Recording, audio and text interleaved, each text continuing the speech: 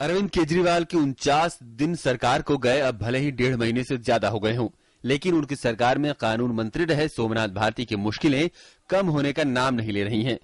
राजधानी के खिड़की एक्सटेंशन में विदेशी महिलाओं से बदसलूकी के केस में राष्ट्रीय मानवाधिकार आयोग ने यानी NHRC ने दिल्ली पुलिस को भारती पर 8 हफ्ते में कार्रवाई के आदेश दिए हैं। हालांकि दिल्ली पुलिस ने अभी इस मामले में कुछ कहने से इनकार किया है। इसका मुझे डिटेल्स अभी पता नहीं है।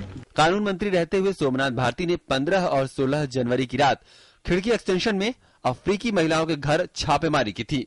भारतीय खुद आधी रात को वहां गए थे और उनका दावा था कि विदेशी नागरिक ड्रग्स और सेक्स रैकेट चला रहे हैं। उन्होंने पुलिस पर वहां छापा मारने के लिए दबाव भी बनाया था, लेकिन पुलिस ने वारंट न होने की बात कहकर छापा मारने से इनकार कर दिया था। इसे लेकर भारतीय और पुलिस में बहुत बहस भी हुई थी। इस मामले की याचिकाकर्ता शहजाद पूनावाला ने फैसले का स्वागत किया है। मैं बहुत खुश हूं कि राष्ट्रीय मानवाधिकार आयोग ने मेरे केस में रूलिंग दी है और उन्होंने दिल्ली पुलिस को एक ऑर्डर दिया है, टाइम बाउंड ऑर्डर दिया है कि मेरी शिकायत पर सोमनाथ भारती के खिलाफ एक्शन लिया जाए। सोमनाथ भारती के राजनीतिक विरोधियों के साथ ही महिला आयोग ने भी फैसले का स्वागत किया है। एक मंत्री सीधा पुलिस को इंस्ट्रक्शन नहीं दे सकता है, उसको सेक्रेटरी ऑफ द डिपार्टमेंट को बोलना होता है।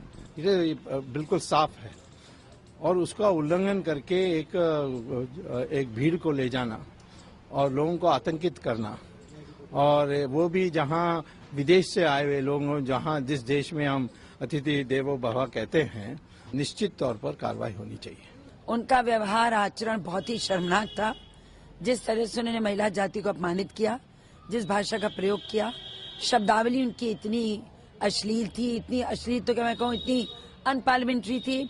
इन सब बातों में सोमनाथ भारती जी ने अपने और अपनी पार्टी की छवि को बिगाड़ा और उनके खिलाफ जो नोटिस जारी हुई है वो बिल्कुल सही है। Politicians can not get away by mishandling और मिसबिहेविंग टू विमेन। जब तक ये मैसेज नहीं आएगा समाज में, तब तक एक आम आदमी से आप कैसे उम्मीद करेंगे कि वो महिलाओं के साथ तमीज से पेश आए। और यहाँ तो बात थी विदेशी महिलाओं की, क्योंकि अंतर्राष्ट्रीय पटल पर हमारी छवि खराब होती है। अगर भारत में विदेशी महिलाओं के साथ किसी किस्म की अभद्रता होती है तो मुझे लगता है बिल्कुल ठीक हुआ।